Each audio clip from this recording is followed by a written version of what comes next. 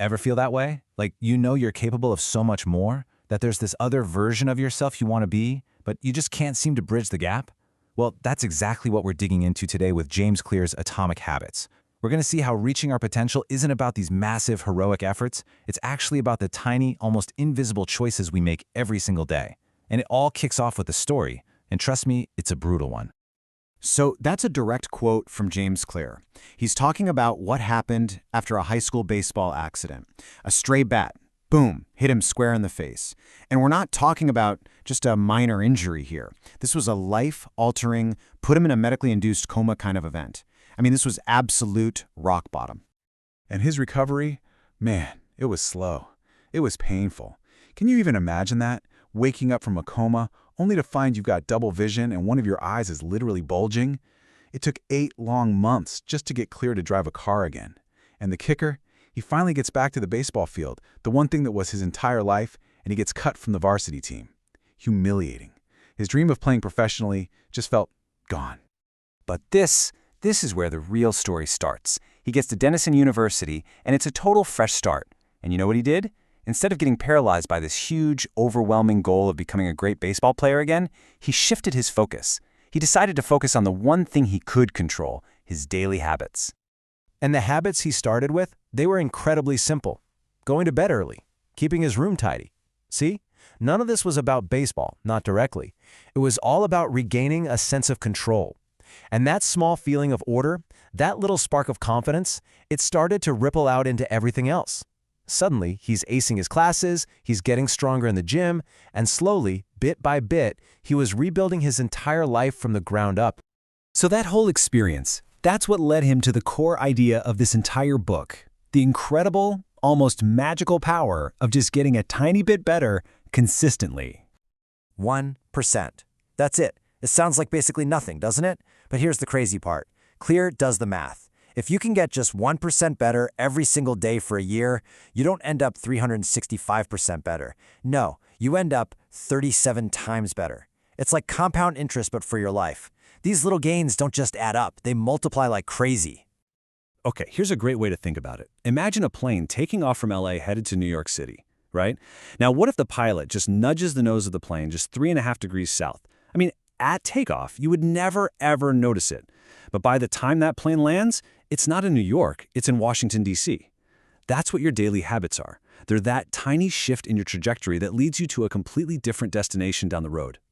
I absolutely love this analogy from the book. Think about a stone cutter, just hammering away at a huge rock. 100 times he hits it, and nothing. Then on the 101st hit, it cracks wide open.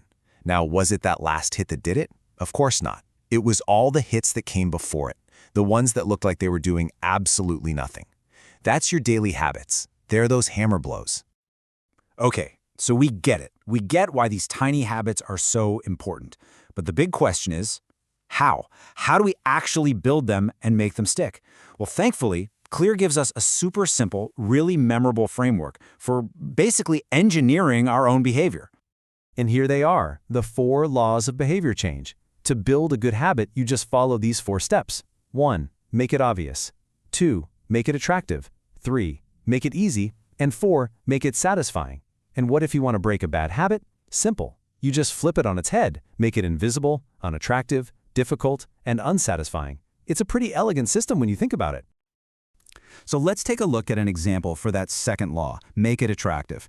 There's this great story about an engineering student who, loved watching Netflix, but also knew he really should be exercising more. So what did he do? He literally hacked his stationary bike, he hooked it up to his TV and programmed it so that Netflix would only play if he was pedaling at a certain speed. How genius is that? He bundled the thing he wanted to do, Netflix, with the thing he needed to do, exercise. But, beyond all these clever tactics and frameworks, there's a much deeper idea in this book. And honestly, it might be the most powerful one of all. The real secret to changing your habits for good isn't about focusing on what you want to achieve, it's about focusing on who you wish to become. And this is such a critical distinction. Let me break it down. An outcome-based goal is something like, I want to run a marathon. But an identity-based goal is, I want to become a runner. See the difference? The first one is just an event. It has an endpoint. The second one is a fundamental shift in who you see yourself as.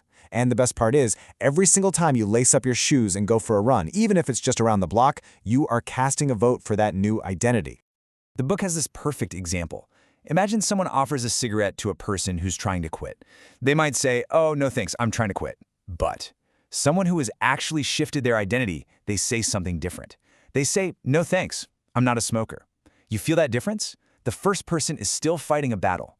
The second person, the battle's over. It's just a fact about who they are now.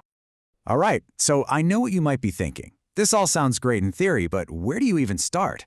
How do you take that very first step when it feels so intimidating? Well, don't worry. Clear has this brilliant, super practical rule just for that. And it all comes down to this number, 2 minutes. This is what he calls the 2-minute rule. And it's probably the single most powerful tool for beating procrastination because it makes starting so easy that you literally can't say no. So here's how it works. Your goal of read before bed each night, that becomes read 1 page. Your goal of do 30 minutes of yoga? Nope. It becomes take out my yoga mat.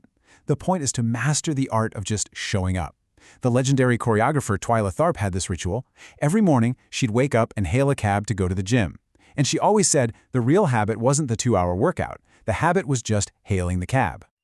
And that really brings us full circle, right back to where we started. This idea that every single action you take, no matter how small, is a vote for the type of person you want to become. Let's go back to James Clear. 6 years after that horrifying, life-changing injury, 6 years after being in a medically induced coma, he was named the top male athlete at his university. And he didn't get there with some heroic, overnight transformation. No, he got there by doing the small things, by keeping his room tidy, by lifting weights on the days he didn't feel like it, by reading just 1 more page. He got there by getting 1% better over and over again. He didn't just recover, he fulfilled his potential. So, as we wrap this up, the real question isn't, what massive, life-altering change are you going to make tomorrow? Forget that. The question is, what's the one tiny 2-minute action you can take right now? What's the single vote you can cast today for the person you really want to become? Think about it. What's it going to be?